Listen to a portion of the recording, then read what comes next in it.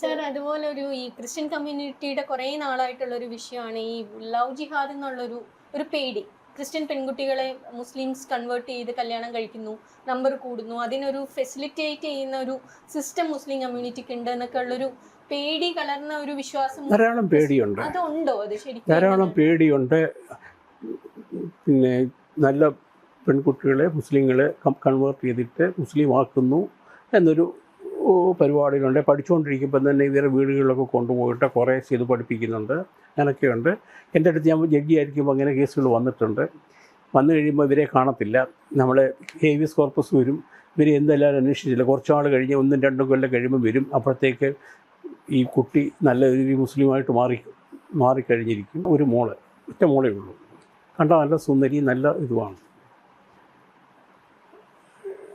അതിനെ ഒരു മുസ്ലിമായിട്ട് പ്രേമമായി. ഈ പെങ്കൊച്ച് സ്കൂളിൽ പോവും. പിന്നെ എന്തോ ഫാഷൻ ഡിസൈനിങ് എന്നോ ഏതാണ്ടൊക്കെ പറഞ്ഞ് ബൊട്ടിക്കിലൊക്കെ പോകും. ഇപ്പോൾ ഒടുവിൽ നമ്മൾ ഗർഭിണിയായി. ഒടുവിൽ കല്യാണം കഴിപ്പിച്ചു കൊടുക്കും. കൺവേർട്ട് ചെയ്തിട്ടില്ല. ഇപ്പം കൺവേർട്ട് ചെയ്തിട്ടില്ല. ഇനിയിപ്പോൾ കുറച്ച് കഴിയുമ്പോഴത്തേക്ക് കല്യാണം കഴിച്ച് ആദ്യം പറഞ്ഞു അവരുടെ വീട്ടിൽ കയറ്റത്തില്ല, എനിക്ക് കുഴപ്പമൊന്നുമില്ല, നിങ്ങൾ എവിടെ വേണേലും പോക്കോന്നൊക്കെ പറയും. അത് കഴിഞ്ഞിട്ട് കുറച്ച് കഴിയുമ്പം ഇപ്പോൾ ഒരു കുട്ടിയുണ്ടായി. ബാപ്റ്റിസ് ചെയ്യത്തില്ല.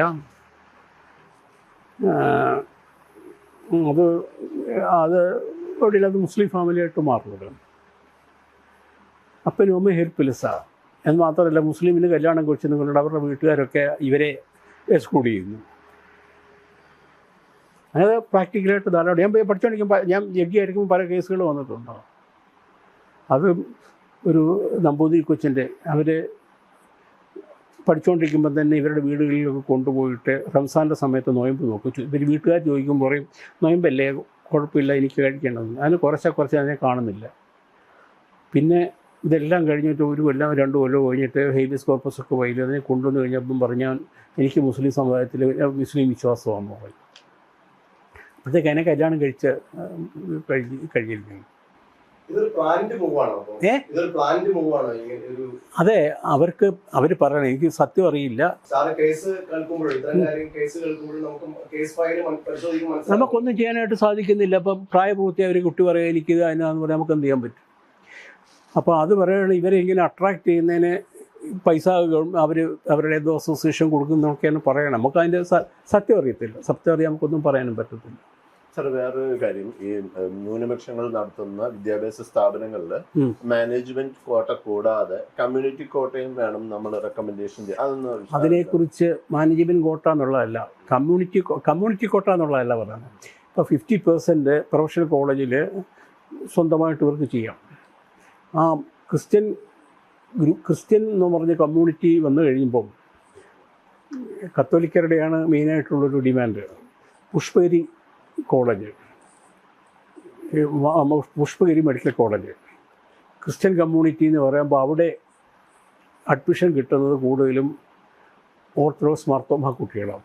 സാർ, ഒരു റെക്കമെൻഡേഷൻ പറഞ്ഞിരിക്കുന്നത് ഈ അധ്യാപകരുടെ ക്വാളിഫിക്കേഷൻ കേറ്റഡ് പോലത്തെ ഈ മാർക്ക്, അതിൻ്റെ മാർക്ക് ഓരോരുത്തർക്കും ഓരോ രീതിയിലുള്ള മാർക്ക്, അപ്പോൾ എല്ലാവർക്കും ഒരേ പാസ് പെർസെൻറ്റേജ് വേണം എന്നുള്ളൊരു റെക്കമെൻഡേഷൻ.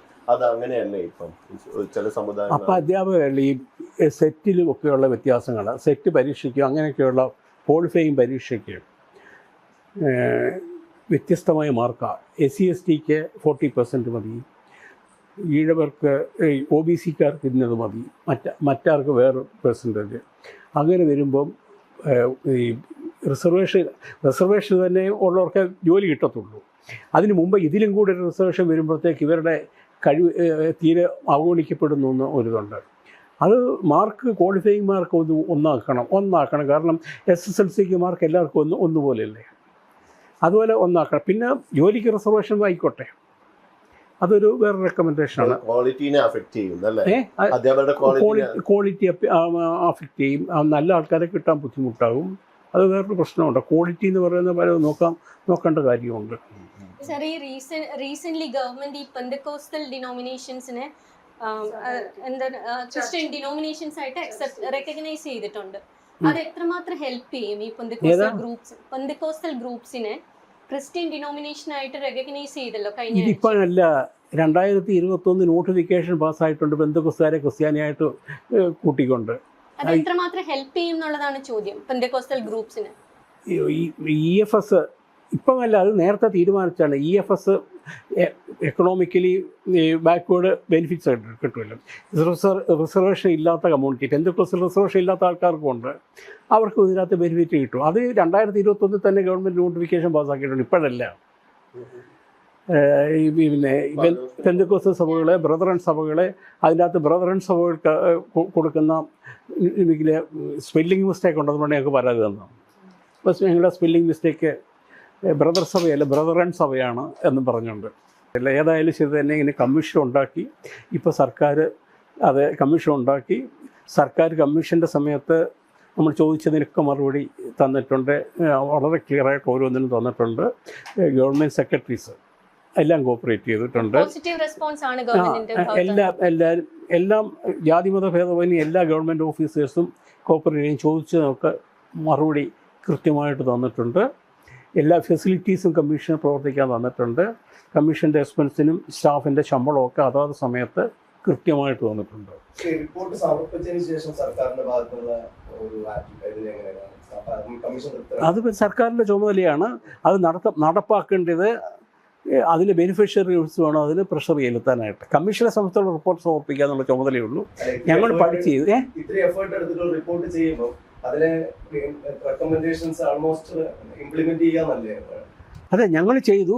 അത് ചെയ്യേണ്ട ചുമതല സർക്കാരിനാണ്. അത് ചെയ്തില്ലെങ്കിൽ നടപ്പാക്കേണ്ടത് അതിൻ്റെ ബെനിഫിഷ്യറീസാണ്. അവരാണ് അതിലെ പ്രഷർ ചെലുത്തേണ്ടത്. അപ്പം ഞങ്ങളെ സംബന്ധിച്ചിടത്തോളം അതിൻ്റെ അകത്ത് ആ ഭാഗം ഇംപ്ലിമെൻറ്റേഷൻ പാർട്ടിയില്ല, അത് എക്സിക്യൂഷൻ പാർട്ടിയില്ല. ഞങ്ങൾ അതിനെക്കുറിച്ചൊന്നും പറയത്തില്ല. പ്രത്യേകിച്ച് എനിക്ക് വളരെ നിർബന്ധമുണ്ട്, ഇലക്ഷൻ സമയത്ത് എന്തെങ്കിലും ഒരു കമൻറ്റ് കിട്ടിക്കഴിഞ്ഞാൽ പിന്നെ ഏതെങ്കിലും ഒരു പാർട്ടി അഫക്റ്റ് ചെയ്തുകൊണ്ട് ഞാൻ അതിനെക്കുറിച്ചൊന്നും പറയുന്നില്ല. അതെ, ക്രൈസ്തവർ ഒരുമിച്ച് നിന്നിട്ട് അവരെ ഏതെങ്കിലും പല 254 ചെയ്തിട്ടുണ്ടല്ലോ, അതിൽ ഏതെങ്കിലും ചെയ്ത് നടപ്പാക്കിയില്ലെങ്കിൽ നടപ്പാക്കണമെന്ന് പ്രഷർ ചെലുത്തേണ്ടത് ചെയ്താണ്. പല ക്രിസ്ത്യൻ ഗ്രൂപ്പുകളും അത് ചെയ്യുന്നുണ്ട്. അത് ചെയ്യുന്നുണ്ട്. പ്രത്യേകിച്ച് കത്തോലിക്ക സഭ വളരെ കാര്യമായിട്ട് അതിനെക്കുറിച്ച് കാര്യമായിട്ട് നടത്തുന്നുണ്ട്. പെന്തക്കോസ്ത് സഭകളും എല്ലാം ഉണ്ട്. അവർക്ക് വലിയ വേറൊരു പ്രശ്നം സെമിത്തേരിയ. സർ, ഒരു കാര്യം ഈ റിപ്പോർട്ടിൽ പറയുന്നത് 50% മുകളിൽ മുസ്ലിം വിദ്യാർത്ഥികൾ പഠിക്കുന്ന സ്കൂളുകളെ മുഹമ്മദൻ സർക്കാർ സ്കൂൾ എന്ന് നാമകരണം ചെയ്തത് തെറ്റാണെന്ന്. അങ്ങനെ ഉണ്ടോ? ധാരാളം അങ്ങനെ സർക്കാർ സ്കൂളുകൾ അത് ഞങ്ങൾ പറഞ്ഞിട്ടുണ്ട്. കാരണം പിന്നെ ഗവൺമെൻറ് സ്കൂളിലൊക്കെ ചിലർക്ക് മുസ്ലിം സ്കൂൾ എന്ന് പറഞ്ഞ് എഴുതി വെച്ചിട്ടുണ്ട്. അതിനെക്കുറിച്ച് പറഞ്ഞിട്ടുണ്ട്. അപ്പോൾ അവർ സർക്കാർ ഇനി മെയിൽ അങ്ങനെ ഉണ്ടാകത്തില്ല എന്ന് പറഞ്ഞിട്ട് ഇനി ഒരു സ്കൂളിലും അങ്ങനെ ഉണ്ടാകത്തില്ല എന്ന് ഗവൺമെൻറ് ഓർഡർ ഇട്ടിട്ടുണ്ട്. ഇപ്പോൾ ധാരാളം സ്കൂളുകളുണ്ട്, പേരിട്ടിട്ടുണ്ട്. ഗവൺമെൻറ് സ്കൂൾ മലപ്പുറത്തൊക്കെ പല സ്കൂളുകളിലും ഗവൺമെൻറ് മുസ്ലിം സ്കൂൾ എന്ന് എഴുതിയിട്ടുണ്ട്, സർക്കാർ മുസ്ലിം സ്കൂൾ.